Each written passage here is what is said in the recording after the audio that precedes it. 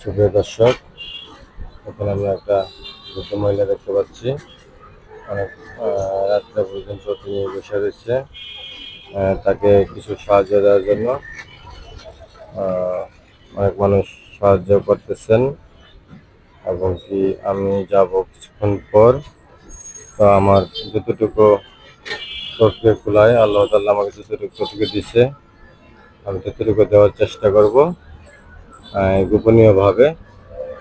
আমি আপনাদেরকে তার চেহারাটা দেখাতে পারতেছি না। সে কথা বলবে না।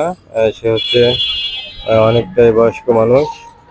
এত রাত্রে এত রাত্রে তিনি রাস্তার মধ্যে এভাবে বসে মানুষের কাছে হাত পাচ্ছে।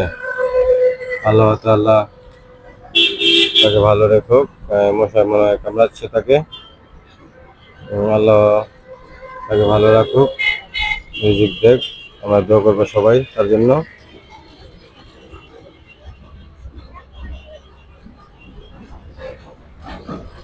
খুবই কষ্টকর এই মশার কামড়ের মধ্যে, আবর্জনার মধ্যে বসে কি একটা অবস্থা। আল্লাহ, আমি আসলে গার্মেন্টসে জব করি, তো তাই তেমন দেওয়ার মতো কোনো টপিক নাই। তবে যতটুকু পারি চেষ্টা করি। ভিডিওতে আমি দানগুলা দেখাই না, গোপনীয়ভাবে দান করার চেষ্টা করি ইনশাল্লাহ আল্লাহর রাস্তায়।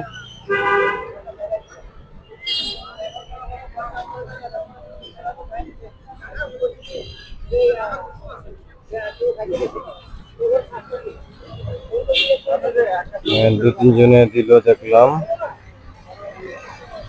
আমি তার কাছে যাব আর কিছুক্ষণ পর।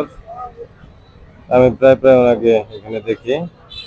সে খুবই, আমি সামনে থেকে যার চেহারাটা দেখছি অনেকটাই বৃদ্ধ মানুষ। সে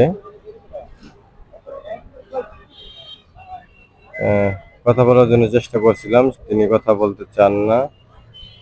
আর অনেকটা বয়স্ক মানুষ, তাই জোরাজুরিও করিনি।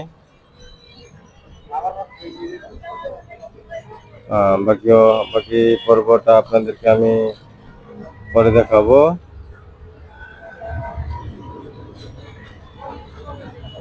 মানুষ নাই, তেমন একটা মানুষ নাই দেওয়ার মতো।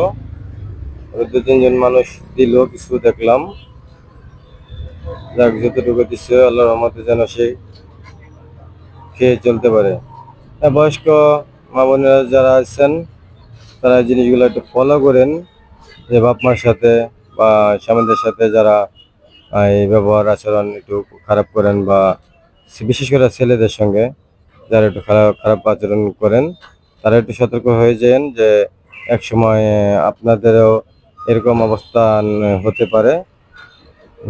এই যে আমার এক ভাই দেখতেছি সাহায্য করলেন কিছু, মাশাল্লাহ।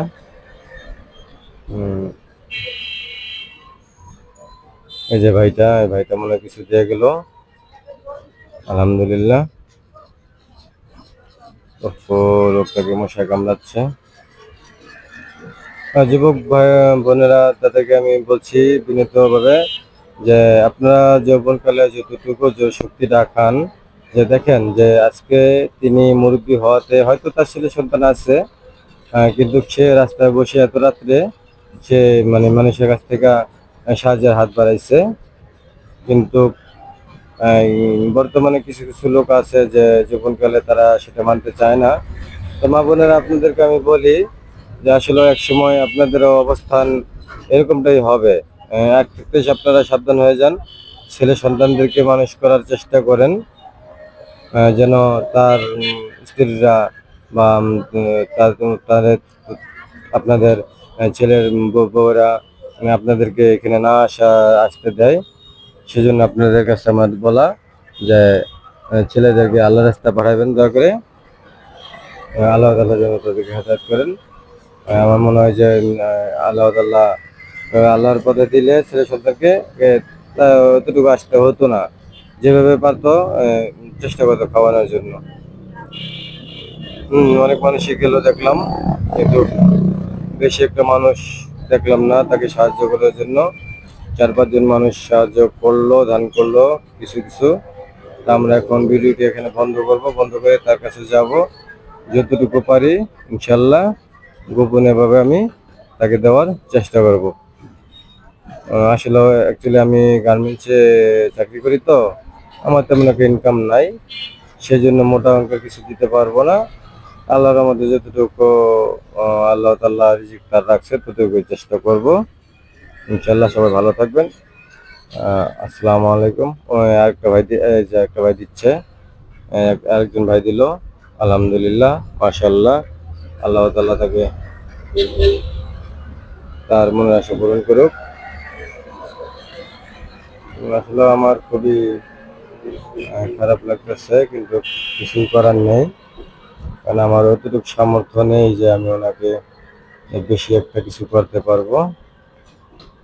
হয়তো 2-3 কেজি চাউল বা সামাজিক অল্প কিছু সীমিত কিছু দিয়ে আমি সাহায্য করবো তাকে। আহ, একটা বোন দাঁড়াইছে দেখতেছে এখানে, বোনটাকে কিছু সাহায্য করবো কিনা। না, না, তিনি চলে গেলেন। আচ্ছা, ঠিক আছে, আমরা এখন তার কাছে যাব। আসসালামু আলাইকুম সবাইকে, সবাই ভালো থাকবেন। এখানে অনেকগুলো লোক যাচ্ছে, দেখি কেউ কিছু করে কিনা। আহ, না, কেউ দিল না।